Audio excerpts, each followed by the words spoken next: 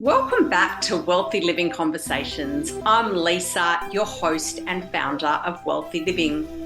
It's here that I have insightful and curious conversations to inspire you to live a meaningful, connected, and well life, both personally and professionally.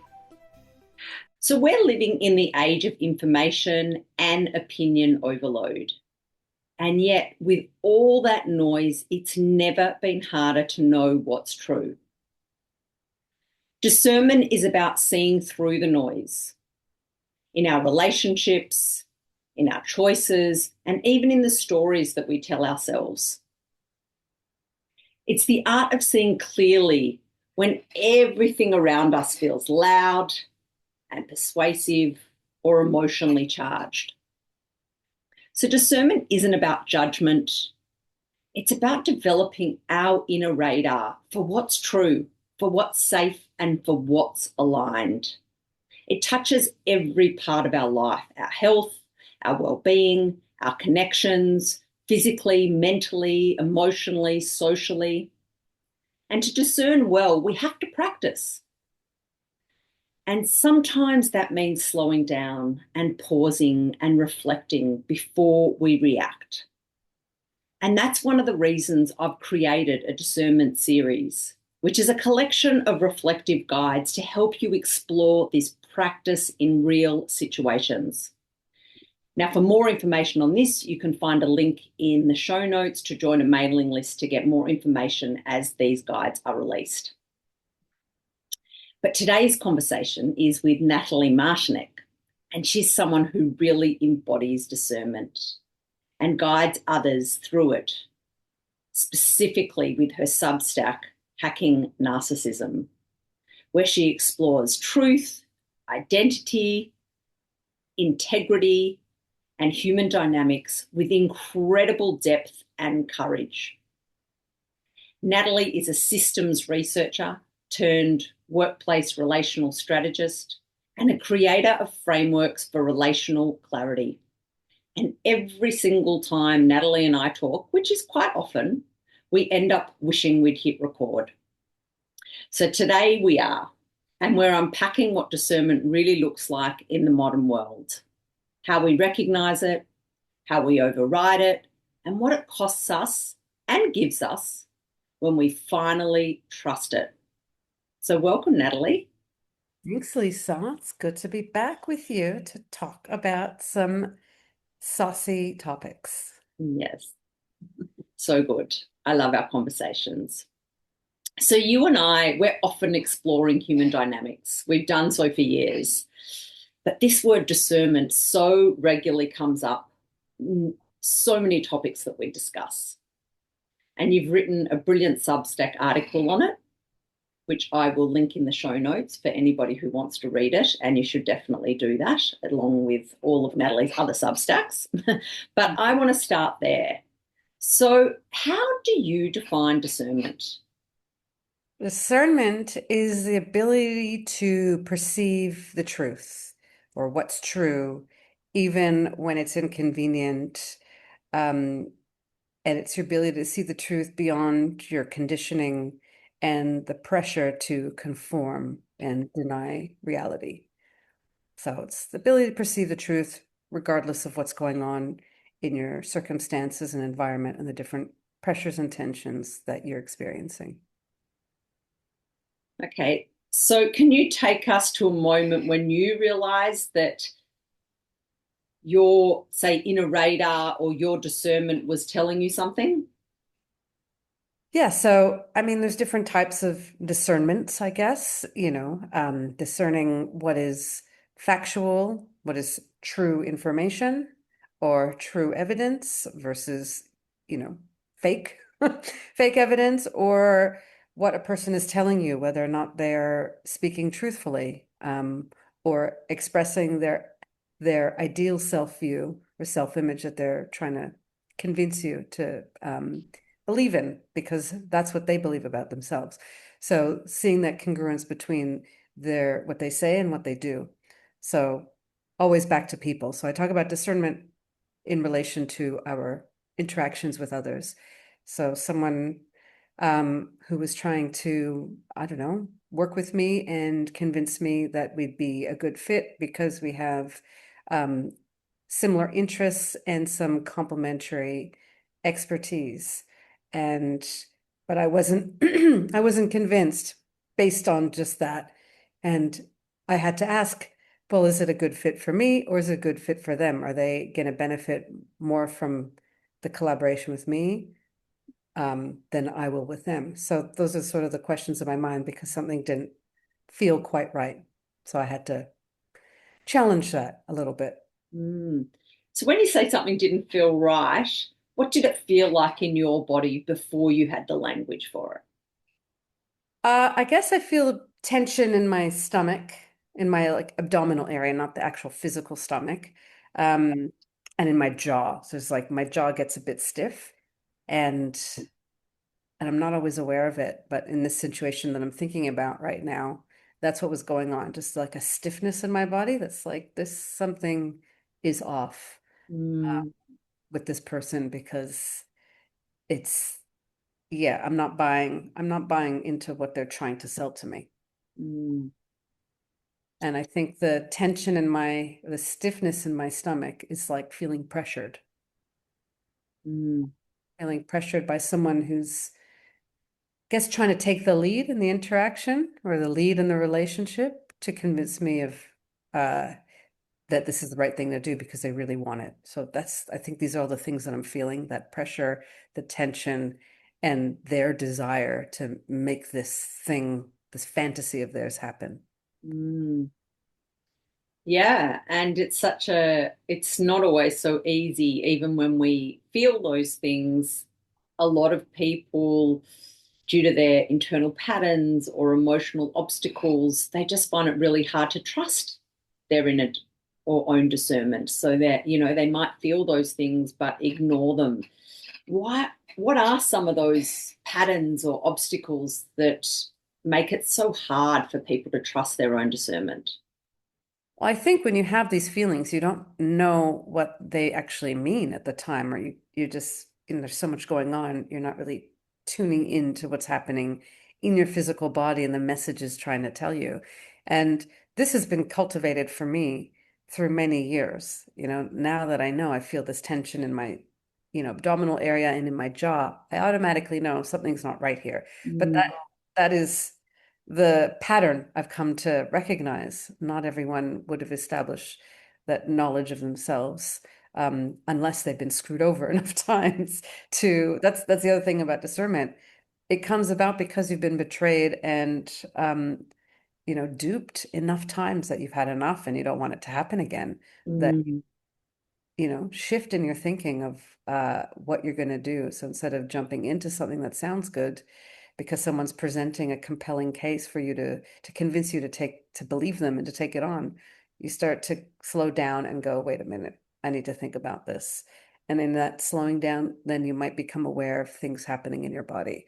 But that takes practice, mm, not automatic. So people might feel these things, they just can't interpret them and apply them to the situation in that moment because there's too much going on.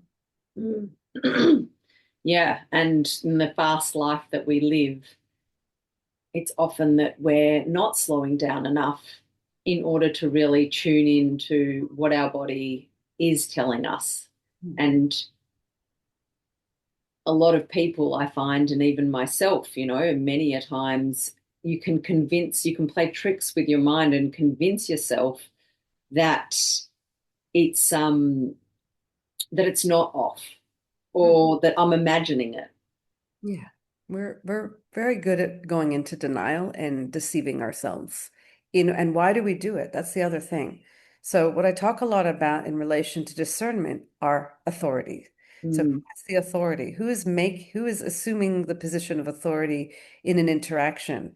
Whereas each of us have our own authority. And I don't mean that authority is that you're in charge of other people and you control other people and their decisions. No, but there's somebody in any interaction, we we are playing status games, and a status game means that someone is going to want to be in control and dominate and control narratives, control a vision, And so they become the dominant person in this hierarchy that's playing out between us.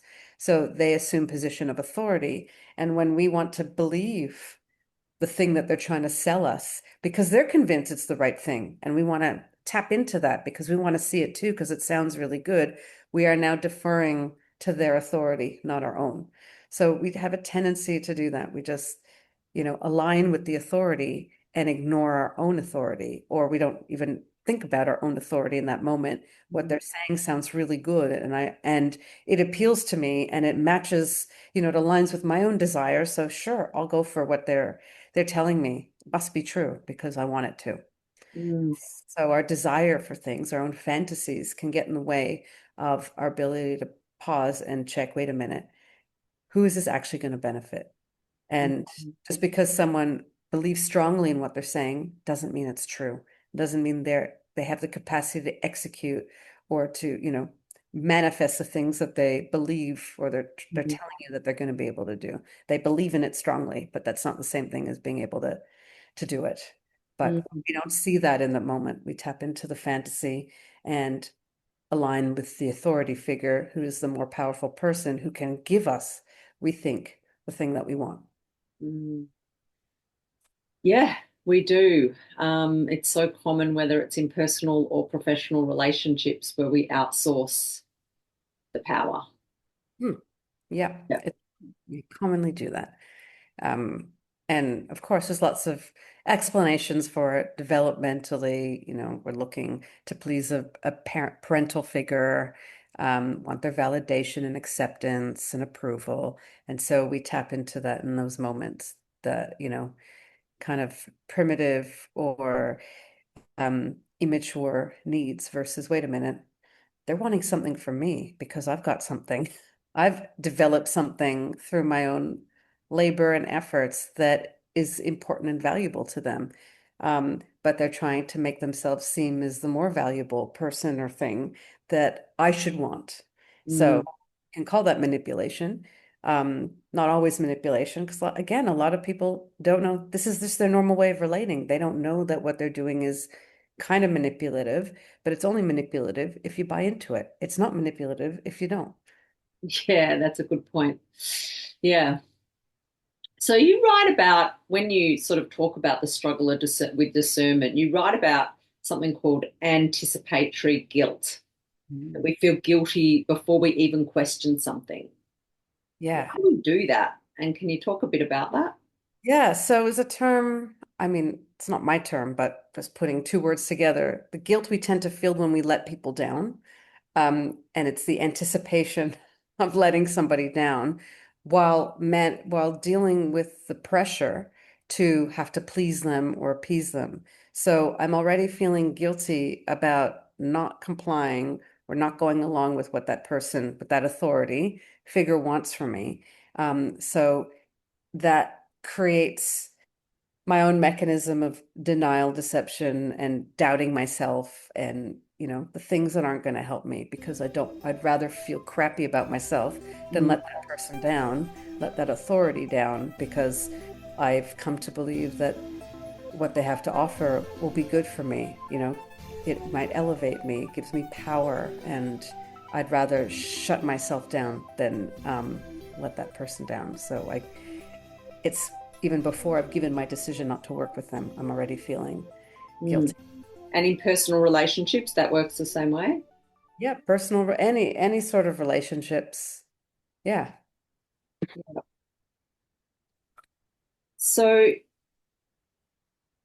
that kind of like takes us to sort of that emotional and cultural sort of question. So you talk a lot about like the current culture. So information overload and social media performance, the collapse of traditional authority, and all of those things making it harder to discern and to not just people please, and not really listen to our inner radar and inner authority. Like all of this current culture that we live in makes it a lot harder. And like you mentioned, also, however our upbringing has been as well. Can you expand on that? Yeah. So, what is it about our culture? I mean, we're overloaded with information. A lot of it is now AI generated. Um, Yeah, so it's fabricated truth, yeah. media. So, the crux of all of this is the ability to trust what you're Mm, seeing in your reality, in your worlds, trusting others, trusting the various authorities that you once believed were trustworthy, institutions just anything, any relationship we have with anyone, it requires trust for us to receive the benefit from that relationship. So the constant betrayal of trust through the lies, the fabricated information, misinformation, disinformation, people becoming more I don't know, political. Um, Maybe not everyone, but this is what you see in social media because algorithms like to promote outrage and scandalous sort of, controversial ideas. So if this is what you're exposed to all the time, your trust in and faith in others start to erode and you become dehumanized when that happens. So you start to easily judge people and label people, put them in different categories of untrustworthy or unsafe. So this is kind of what happens in this world. You become less trusting of the world around you and the people in your life or the people and the authorities around you.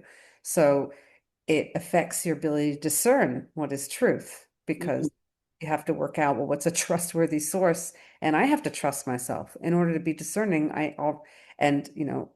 Leverage my inner authority. I need to trust it. So trust and discernment go hand in hand.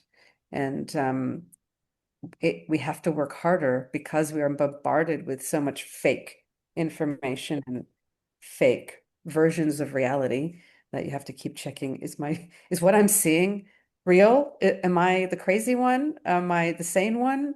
And this is the sort of thing that I'm seeing in people's dialogues online as well, that it's gotten harder and harder to say what you think is true because you're going to be attacked by those who don't want to admit that, who don't want to Yeah, see, who have because a dominant narrative yeah, about. because our culture rewards conformity. It rewards algorithms. It rewards performance, and rather than necessarily truth. And like you said, when you stand up, and I do see voices online that try to speak the truth or speak their truth that might go against a mainstream narrative, and they get a whole lot of backlash. Yeah. And then that, yeah, sure, if they're really strong, they don't let that impact them and they keep standing up for their truth. But for most people, the emotional toll of that sort of pushes down their ability to have a voice, to speak their truth. Yeah. And then that can filter, I'm sure, into not just this online area of speaking, but you sort of feel shut down in sometimes in your actual personal relationships or in your professional relationships, even in person. Yeah. Yeah, we could think of a number of things where truth has been eroded, like genders, men and women, that know that these are just constructs, they're not real now. So now we have to live and navigate a world where we can't even define what a woman is or a man Yeah. is. Um, or a friend, someone I know the other day on his, platform, was talking about whether the whole thing around Helen Keller was real because it seems so far-fetched that augmentative technology back then led to someone who was deafblind from, 18 months onward before they necessarily develop all the capacities for certain literacies, somehow was able to write all these books. And so the controversial idea is that it was her assistant who actually wrote all these things. But he got so much flack for even stating that it's a possibility that all that stuff was fake, because of what it means, the implications of challenging that our deafblind hero was actually a fake, and therefore our ideas about people with disabilities are now diminished. So there's two, so But he's somebody who likes to challenge these ideas because, well, we should. We should Yeah. challenge But, ideas. but But the, on Slack, it's like, how dare you state this thing? These things are off limits, but they shouldn't be off limits because we're allowed to be discerning. We're allowed to call bullshit on things that don't even make sense given what we know now. So doesn't mean it's true. It just means that we're having a conversation to challenge and dissect and explore this notion that yeah. essentially Helen Keller was not all she was cracked up to be. And a key point that you just said then is that we can challenge things, but it doesn't mean that it's true. And I think that that's where there's this line at the moment online where people who have a very, say, strong opinion about the way that something went down, even the circumstance that comes to mind for me is the Charlie Kirk narrative. And there is multiple opinions on very polarizing, um, it's very polarized in the opinions, and each one who has a really strong opinion presents it as if it's 100% true. And the real truth is in most of these situations, nobody really knows the absolute truth unless you're on the inside. And Mm. that's a political one, but even the Helen Keller one or lots of different things, unless you're actually there going through it and you had a whole lot of intel that is true, it's just that a exploration, a curiosity, a challenge of this is what it feels like for me. This is what my brain, in my critical thinking of pulling this, this, and this, is starting to question or explore. And I think that we really do need more of that exploration, more of that curiosity, more of that ability to have conversations that where you don't necessarily agree with the other person, but you can still hold respect for each opinion. Yeah, yeah. That's the point. Isn't that what diversity is? Diversity of perspectives, diversity of opinions, that we can still relate to each other and have common ground without needing to agree Yeah. to others' perspectives. But it does require desire to seek to understand the other's perspectives, both parties being involved in that rather than and to appreciate where they're coming from, even if it's just not how you see things. That's okay. But yeah, it's too many people are afraid of even naming things or allowing certain ideas to air because it challenges their, their concepts or their belief systems or ideologies. And instead of questioning their belief, they shut down the contradictions. And that's just not the way we need to live because it creates, the silencing and the things that we're seeing that you're not allowed to say things, you get canceled or harassed if you speak a certain opinion. Even today, we're in 2025. It's wild. But humans are human, and lots of people have fragile egos and can't handle, bruises to their perception. And they don't necessarily have the capacity to examine themselves. And we could talk a lot about, how did this arise? How did we get to such a coddled culture where you can't even say things because they're going to get uncomfortable and feel upset with you, and so you have to walk on eggshells, and it creates this power dynamic where these learned helpless people dominate how things go, and that's not a way to live. Yes, I agree. So extending on that then, like if we look at the cost and the gift of discernment, because we've come to this place, and yes, like you said, we could explore how, but that would probably be take us into a 2 hour episode. So so if we just stick to if we don't go there, but we just look at like discernment and what it does cost us, like with belonging and reputation and ease. But, at the same time, it can also bring freedom and peace. And so you've got this balance, and some people are going to feel a lot of freedom and peace, and others are going to feel this cost of reputation and belonging. So, how does someone stay grounded when, say, discernment isolates them? You could view it as isolating. Hopefully you're not alone, that you have people in your life who, you can relate to and they can relate to you and not isolate you because of, the things that you've chosen to do or not do because you recognize your authority in this decision making and what is true to you. Um, I think it's important to talk about what discernment is not. So, Mm. you when it during the I guess the elections in the US, you hear about so many people who go no contact with their parents or their relatives or loved ones because they're pro or against Trump or whatever. It's usually more of left-leaning who are the ones who are doing the no contact because they disagreed with the political stance of their parent or their sibling or their good friend. That's not discernment. That's just being an asshole. Yes, that's just judgment. Yeah. Yes, that's just being judgmental and, I need to protect myself from, it's this childish, you're not being abused. There's valid reasons for going no contact with a parent. Abuse is usually ongoing abuse is probably part of that, but having disagreements on political views is, in my mind, not just justification for, getting rid of the people who raised you and looked after you and gave you the privilege to act like a entitled brat. Uh,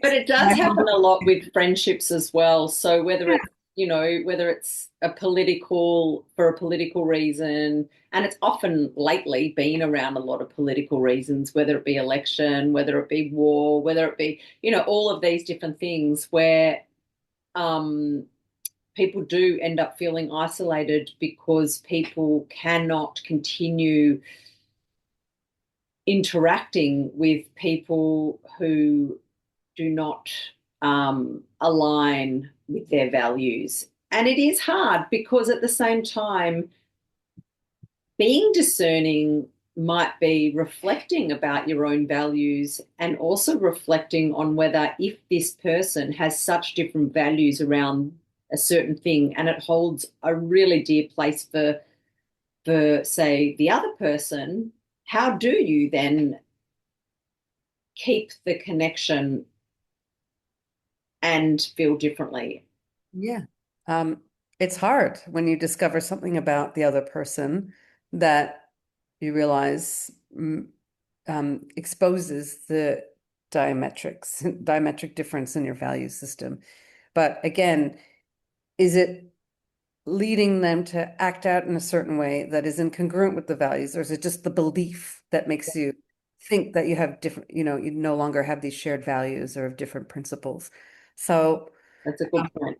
so I think about, so many people, I see so much writing of why I left the left, Americans who are strong left-leaning people, strong liberals or Democrats, and they started to see the behavior of many among this community and recognized these are not my people. This is not how I want to be. I don't actually believe this stuff because this other thing has happened that has caused me to question my Mm. belief and values. And I've recognized that the belief no longer fits with the values that I have.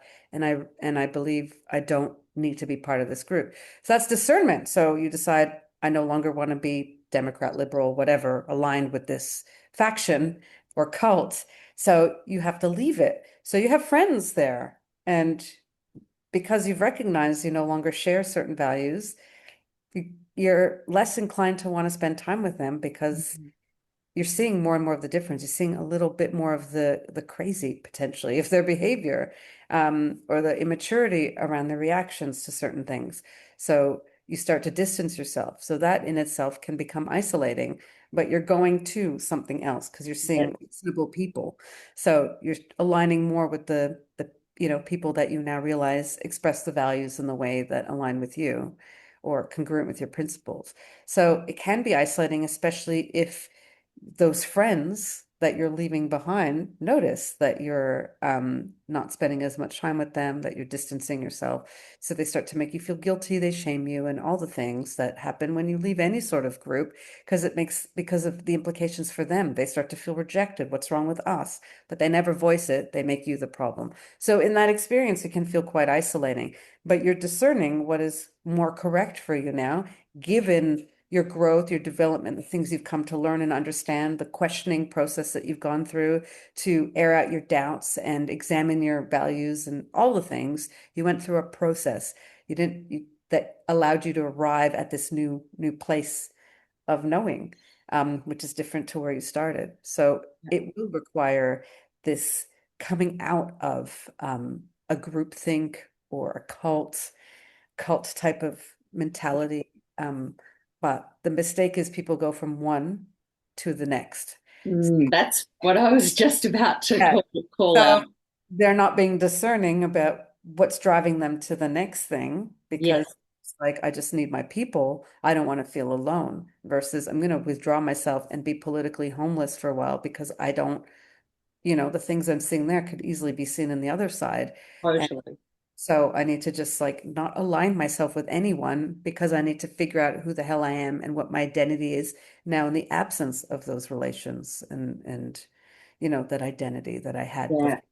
So that's better, I think, a more efficient discernment process, because you're less likely to repeat the same pattern of ending up conforming, immersing, Yeah. um, becoming, assimilating. You're Yes. becoming your individual, I'm you're I'm different. so glad that you went there because as you were talking, I was thinking exactly that. So what happens if you sort of move away from that because it doesn't align anymore and your inner radar is going, no, no, no, no, no. And then you leave one place because it doesn't align. You feel this deep connection with these other people who feel aligned, and then you fall into possibly, especially because so much is online now, and we see things through algorithms and what we have looked at, that we fall into this other echo chamber that then feels really good for a while because we are getting affirmed consistently to our beliefs or the way that we feel. And they're like, oh yes, I've made the right decision, this is exactly how I feel, the other is just off. And so you've gone from that off feeling and then you make a choice and you change directions, but then and it feels good for a while, and then you start to realize, oh, I'm only seeing this now. Is this the truth? And so it's, especially in the online world, it can be so difficult now in today's modern society to discern, effectively. Mm. I mean, it's part of a process. So you go from one camp to another camp to another camp, and eventually you realize I can't keep doing this because I keep encountering the same thing, and I'm the common denominator here. So I have to stop jumping and trying to belong. So the more you differentiate. So differentiation is again becoming you're not needing an authority to endorse you or to protect you. You are an in a group setting or like a tribe. The more you recognize that the tribe is often the problem, the need to be part of a tribe and the belonging aspect is a problem, Mm. more as you differentiate, and become, more assured of your own authority. And again, it's not arrogance, it's you're able to discern what is truth, what is not, what aligns with you, what isn't, and how you can express your values in a more congruent way. As you develop that ability, that discernment, you your desire to belong reduces dramatically. I don't need to be part of a group. I don't need someone to endorse me or accept me or approve of me. I don't need my tribe. I have people that I relate to well. I don't need to be part of this central community. Um, so that's what I found for me, the more I've kind of developed it. And it's not like, screw the world, I'm better off on my own because everyone hurts me. No, I just don't like good things. I don't, because there's always a pressure to assimilate every single Mm. group, no matter where you are. There's always that pressure because there's norms, there's unspoken rules and expectations. And unless I've co-contributed to that, I don't really want to be part of it. So I'm just going to do my own thing and have my small collectives of people, but I don't need that to belong. So after enough of these experiences where you're jumping from one place to another and you realize none of these are actually I don't eventually I feel like I don't belong anywhere, but I've been trying to compensate for this void I feel. Um, so the more I kind of Mm. work that out in myself and become okay with the fact that I'm free to just go wherever I want, and I appreciate my freedom more than having to assimilate into a group, the less I feel like I need to belong. So Yeah. the belonging thing, I mean, that could be a whole other conversation, but Yeah, I was. I'll stop you there because I want to just contribute to that because it is a whole topic, that belonging thing. Because as you speak, as you shared all of that, obviously it came back to that gift of discernment is that freedom and peace. So that's what you talked about. So not belonging, you kind of have, if you're happy with that, you kind of have this freedom and peace, but without making a whole nother episode on it, which we might do, but now, just briefly talking about this concept of belonging, because I think that in some ways, whether we've been taught or whether we've been led to believe or conditioned, or whether it is truth, I don't know, but that belonging is a human need. And that as humans, we are supposed to be in village, in tribe, in belonging somewhere, and that actually is beneficial for our well-being. And when we feel like we don't belong, it can decrease our well-being. yeah. And I suppose perhaps there's a distinction in there as I talk between belonging and connection. And sometimes belonging and connection get interchanged, but maybe they're actually two very different things. I would agree with that. I think they're two different things. You can have connection and never feel like you belong anywhere, but you're okay because you're stabilized by these, you know, connections and relationships you have that you can rely on versus constantly seeking groups. And in order to really belong, you have to assimilate. And some people are very good at that, but some people are built to not assimilate, like me. And no matter where I am, I didn't belong. So I had to work out a different way to go, well, I can't be an outcast my whole life. I need to figure out a way to just be okay with myself, regardless of who I'm with and what group I'm in, and not feel like I have to gain the approval of the group.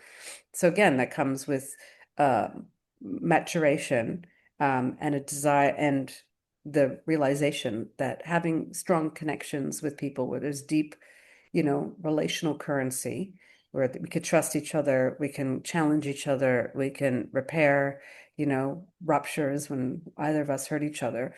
That's priceless. And you don't need many of those. You just need enough of those that help you feel stable, when you're going through the turbulence that life brings.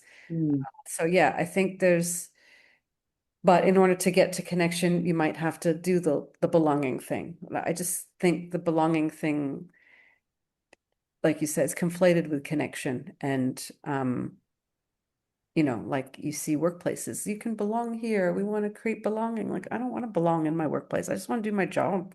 Like, I have other things in my life that Mm. satisfy my needs. I don't need it. And I recognize there's people who don't have that. And so they seek it out from their work. And I'm like, well, what happens when work betrays you? Then you're doubly screwed because you no longer belong and you've been betrayed. So you need to seek connections outside of this environment. So, Because you yeah. do hear a lot about the workplace culture, changing, and that I do a bit of work in workplace culture space, and so do you. And it is this concept that keeps getting thrown around bring your whole self to work, bring the truth, speak your truth, don't let anybody let you not speak your truth. That is letting yourself down, and that means that you're not aligning with who you really are. And don't be bullied to shut your voice down and all of these concepts. And I kind of, we've had a few conversations about this in the past, so I kind of know what your take is on some of this, but I'd like you to share with the listeners um, a little bit about this idea and tied in with discernment. Uh, yeah. So a lot of people want to believe the authority, the workplace, especially because they are providing your livelihood. You know, you work, you get your paycheck, you pay your bills, your mortgage, and all the things. So you want to emotionally invest in them, in it, and believe the best. But if you've had other experiences and you come into a workplace as the new, joiner, and you hear, we want you to speak your truth and be vulnerable and all that. If you have discernment because of your past experiences, you'd be like, hell no. Now, when I hear stuff like this, it means the opposite. Do not speak up. Do not say anything because they're going to, collect that data and use it against you. Your jaw starts hurting, does it? Yeah, yeah, yeah. Mhm.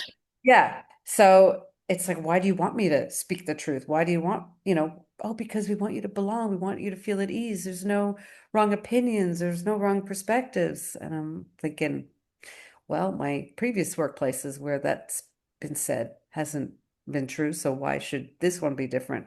So I would hold myself back as a discerning person. I'd think, okay, that's bullshit. I'm going to hold myself back and see if what they're saying is true or not.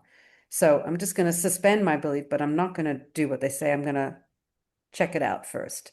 So that's a difference between someone who wants to have the blind faith and the someone who's had blind faith but learned that that was not the best thing and has developed their, discernment muscle to not believe what the Mm. institution is telling you. Yeah. I mean, you sort of also write about, which sort of extends onto that in your article about when feeling special, that you should be treated that it should be treated as suspicion. Yes, Maybe unpack that a little bit because I yeah, think that it's not only, extends. yeah. So again, when you form connections with people based on their ability to make you feel important and special, but there's no requirement for you to have to do that with the other person, um, which is not a bad thing in itself. But if you are requiring it, then that sets you up for spectacular failure because because a lot of people who are doing that, they are wanting to get something from you, to get your loyalty, your allegiance, your resources, your knowledge, whatever it is they do. And I'm not saying everyone does this on purpose, like consciously. There's some who do it this consciously, and we call them, the dark triad leader, or dark tetrad. But a lot of people don't know they're doing this. It's just part of how they relate to people and form connections. And it makes it easier when you make the other person feel at ease and feel important and special, because they're more likely to give you what you want. So because of that, it sets you up for exploitation. It's not a great thing to need someone to make you feel special. It's nice if somebody makes you feel special, but if it's coming from your need to feel special, you're already vulnerable to getting exploited, and you can't have discernment there because you are requiring something from the other person. So you're unlikely to challenge them, unlikely to doubt them, or if you doubt them, you'll squash it down because you would rather live into you know, the addiction, I guess, of being made to feel important and special around them than to question why they're even doing it.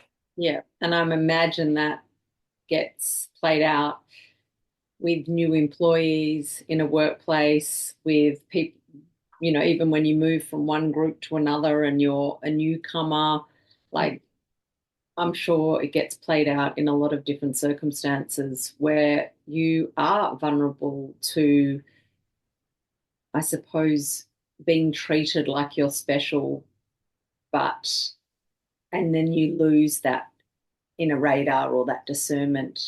You just shut it off if you probably you just didn't have it in the first place, Mm. I would suggest, because you bought into it instead of going, this is a job interview. I don't need you to make me feel special here. I don't, why are you doing this as if you've chosen me when I'm in the interview stage and there's other people that you're interviewing? So sometimes, whoever's recruiting and making decisions pick their favorites, and because they sense a signature in you that will make it easy for them to exploit you. Not, and again, that's often not what they're thinking in their mind, the non-dark triad, the randoms. But in an interview, I've had so many clients tell me that they just made them feel so good, and it was like a sure thing, and they brought them on and they elevated them and introduced them to everyone and raved about them. And I'm like, but they barely know you. How can Mm. broke you when they barely know anything about you? Why are they, that should be suspicious in itself. Why are they so keen on celebrating you without having gotten to know you at all? And Mhm. and why are you okay with that?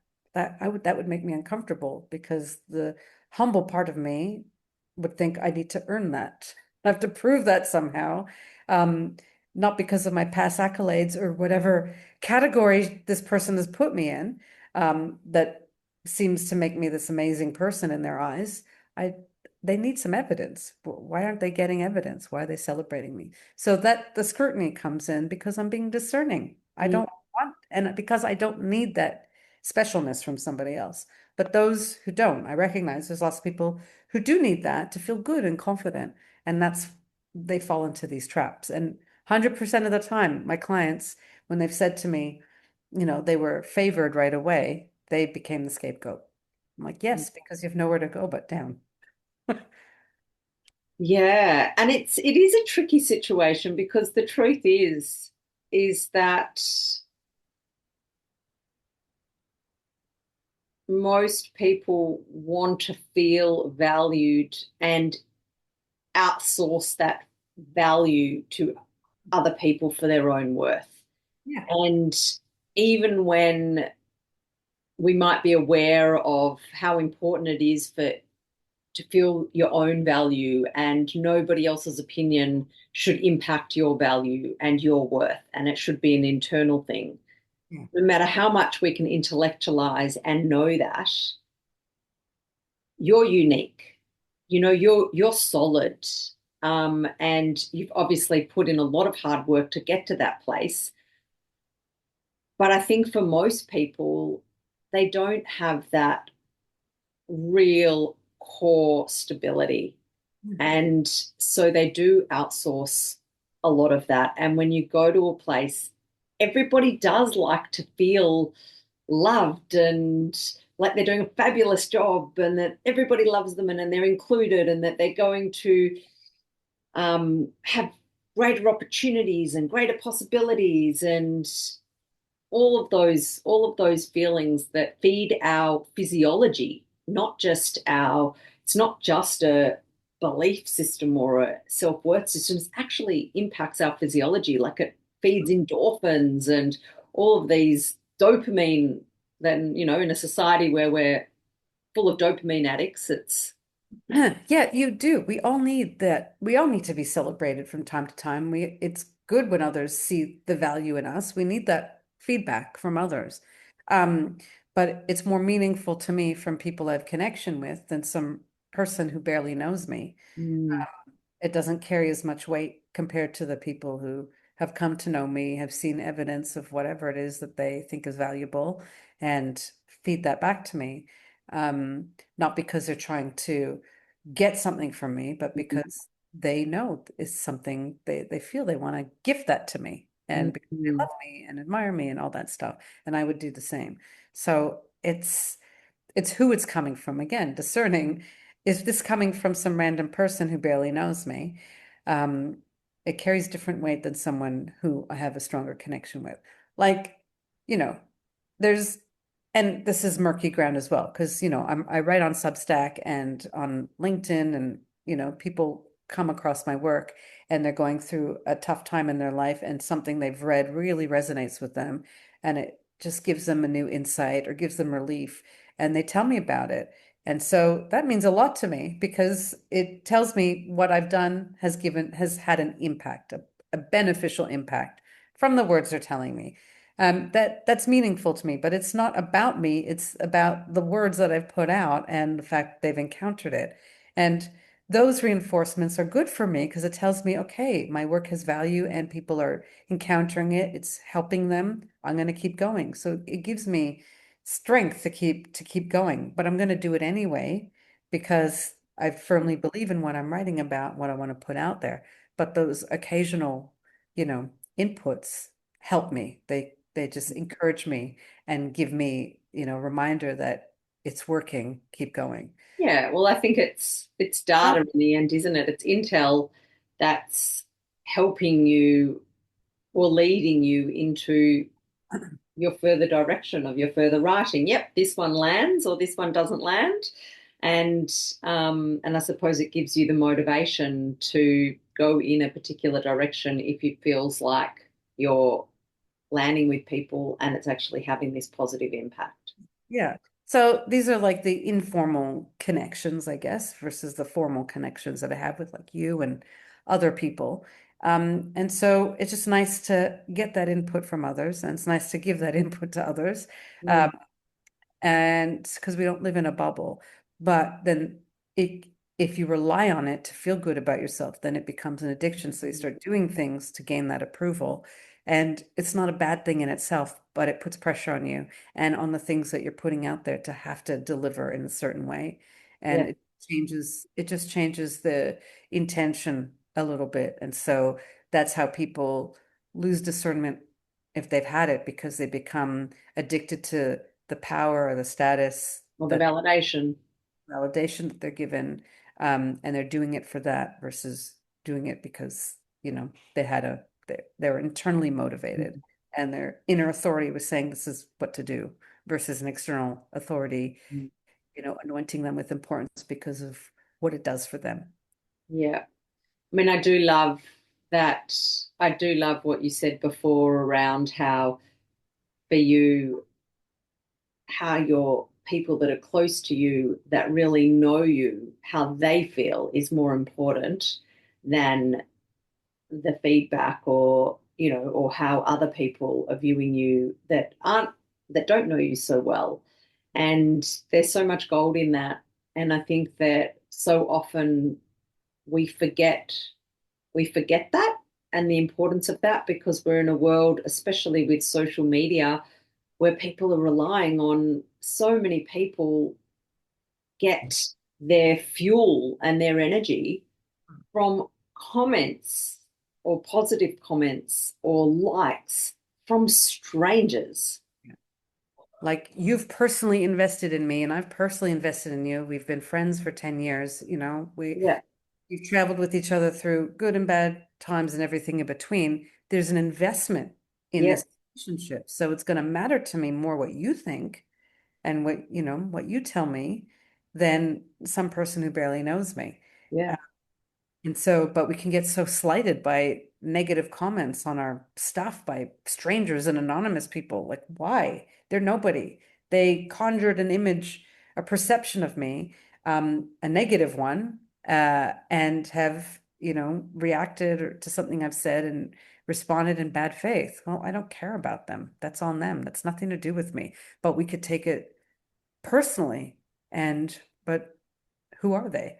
So, it helps to have some perspective on, again, who are we choosing to get our feedback from and discerning what is truthful, what is bullshit, what do I take in, what do I reject? And it does take discipline to be able to do that, to know who are the right authorities to help you, guide your development and the decisions you make and the actions that you take. It gets harder and harder the more exposure you have to other people. It's easier if you don't live a life online and you're just surrounded by the people that you interact with face to face. But as you We become, go back there to the 70s and yeah, 80s. We go back there. lots of people who just don't want a digital footprint and they stay offline, no social media, nothing. They have a very different sense of reality than those who do live online. And the people who do live online see that the world is getting worse. It's just, harder and harder. The world is crazy. I'm like, the world is always crazy. You're just getting more informed about it. And not all those sources are good sources and credible sources. But if we were living in the 50s, you relied on newspaper and media, and you didn't have access in real time to everyone's thoughts and feelings and farts. Like you just didn't. Bombarded with that. It was very, so, you had selective channels for getting that information. Now it's different. So does it mean that things are worse, or we're just finding out about things in real time and we're getting updates in every microsecond? I don't think that's good for us. I think we should just go back to the Yeah. 60s in Yeah, that, me too. yeah, just not, or develop in the psychological immunity to just block all that stuff out. Like you can see it, but it just doesn't penetrate. Yeah. Such good reminders, Nat, such good reminders. And yeah, it's even, a great reminder for me just listening, even though, I've been exploring this topic in writing all these different reset, reflection guides. Um, yeah, but really great reminders. And you've really sort of given a lot of examples of using discernment in everyday connection. One of the guides that I've just recently written, haven't released it yet, is on the discernment of generous givers. Mm. Because if you're someone who naturally is generous, and generous to me, generosity is such a beautiful character trait, but generosity without discernment can impact us in not such a great way.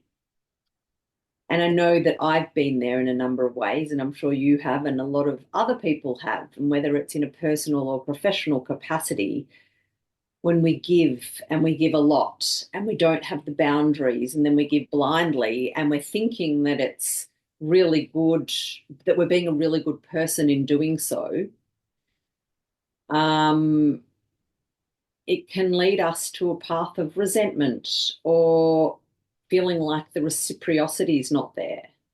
Mm. And I suppose in this guide, what I sort of was, these guides that I've written are not about advice or what to or what not to do. They're not how to's or what to do's. They're just about stopping, resetting, and asking yourself 5 questions to determine whether, or to have the discernment of whether you do something or you don't do something. And so with this one about generous giving, it is about just stopping and coming back to realizing what are the reasons that you give and what are the reasons that you don't give, and should you, is it really truly aligned, and as opposed to just pleasing. Yeah. So with that topic, do you what what are you seeing on that topic? Is that a huge one, and is something that you've had to work through yourself? Well, I'm not done with my discernment lessons. I'm going to get duped and screwed over, and, I'm still learning. Um, but having a decision-making tool is very helpful to stop and, slow down and stop and think about things before you make a decision, especially if you can be rash um, in some cases or with some people. So Mm, I think it's helpful. And then if you're a generous person and you're used to giving, and you come to recognize that somebody that you've been giving to does not reciprocate and you're tired of it, you can't just not do it anymore, because well, you can just not do it anymore. You're just going to have to deal with the backlash. But if mm, you're somebody who doesn't want to deal with the backlash, or have a different way that's maybe um, less dramatic, then you'd have to just discover a different strategy to implement in exchange for that level of generosity that the other person's used to doing. So mm. that also requires a bit of workshopping, so that unless you don't care and you're like, screw it, they're taking advantage of me, they're getting nothing from me anymore, and they're going to come at you because they're not going to understand what's changed, why it's happening. You can give them reasons, they might not understand, or they might understand, but either way, you've had to go through a process to get to that point and have the courage to actually execute it. Yeah, which is, I suppose, brings us to something that I don't want to, we've sort of discussed a lot of it in different wording throughout the episode, but it brings us to that concept you talk about in your article, which is the process of discernment, the liberation cycle, where you describe discernment as this process of it starts with something feeling off and you call it disrupt. And then you dig a little bit deeper, and that's the extract, which I am assuming is that part where we just talked about, where we stop and we pause and we ask questions of ourselves. And then you talk about finally the letting go of what's no longer true, which is the release. Yes. And I think that we've talked a lot in this episode about the disrupt and about the extract, but that release, I think that sometimes how that actually looks is and what gets in the way of it, which we've talked a little bit about what gets in the way of it, is sometimes really hard. So maybe if we can quickly just touch on that release part. Well, it's a little bit different with the way I've described it because disrupt is more of where discernment starts to kick in. Yeah. Extract is the result of your discernment. So it's the decision you've come to make as a result of you realizing this thing isn't right for me anymore. I need to take action, make a difference. So the sense making, the questioning, the challenging, examining is all the disrupt phase. And the extract is where you implement the strategy you've come up with, and which is part of your liberating from that crappy dynamic or that situation. And then once you've implemented that, and it's again just requires discernment how you do that, then is the release. And it's a difficult part because even though you've gone through the difficulty of, coming to terms and having that reckoning of, what's not right for you anymore and how to, implement a strategy that will take you out of that situation. Now that situation won't want you to exit. It will try to keep you back there. So the release is this sort of tug of war between where you have been and where you're going. But where you're going is liberating because you're individuating or you're differentiating from I guess, the matrix or this authority figure who you assimilated to or assimilated you. So it's, a little bit different than the way you described it. Yeah, sorry. Oh, okay, but that's, it's a cycle. You can have cycle within the as well. Yeah, thanks for clarifying that. So just as a wrap up, if someone wanted to practice discernment this week, they wanted to get better at it, what's one small shift that they could make? It's becoming a little cynical. Activating the inner cynic, or if you're feeling doubt, don't just give anyone the benefit of the doubt. Actually listen to the doubt because it's trying to tell you something. So maybe the little changes, get rid of, I'm giving them the benefit of the doubt, and I'm going to actually pay attention to my doubt because it's trying to tell me something. Oh, that's a great one. I love that. Thank you. Pleasure. So it's probably best to wrap it there because I think I haven't looked at the time, but it's probably at about the hour mark-ish. Yeah. So, thank you so much for your insights as always. Thanks for having me on and having this conversation. Yes, we could probably do such a series, but we've had you on the podcast for, a number of times, and all those conversations get a lot of listens and you give a lot of insights. And I took a pause on the podcast, and this is the first episode back in a long time. So it's been such a pleasure to be having this conversation with you.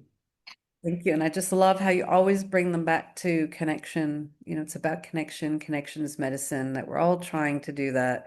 And we're fumbling through the dark at times, and, how to not be distracted or connect with the wrong thing. So thank you for those reminders as well. Oh, pleasure. So to follow Nathalie and to check out her incredible Substack called Hacking Narcissism, I will put the links in the show notes. And on your website, I'm sure you've got links to how to work with you as well. Mm-hmm. Yeah, so I'll put all of that in the show notes for anyone who wants to follow up with Nathalie. So there's something about talking with Nathalie that always leaves me reflecting long after we've stopped recording. And what stands out most for me in this conversation is that discernment isn't a one-time skill. It's a lifelong practice of paying attention. It's about catching ourselves in these subtle ways that we abandon our own knowing and gently finding a way back to ourselves. If this conversation stirred up something in you, or you just want to explore discernment more deeply, I really encourage you to check out my Discernment series, which is a collection of reflective resets guides that pair really beautifully with this conversation. You can find out more about those in the link in the show notes. Just join the mailing list, and as they are released, I will let you know. So if you have loved this episode, please share it with someone who values thoughtful, curious conversations as much as you do. So thanks for tuning in. I'm Lisa, and this has been Wellthy Living Conversations. So stay in touch with me or find out more about my work. You can go to wellthyliving.com.au, or you can follow me on Instagram, Facebook, or LinkedIn, and the links will be in the show notes. So until next time, stay curious, trust your inner voice, and remember, connection is medicine.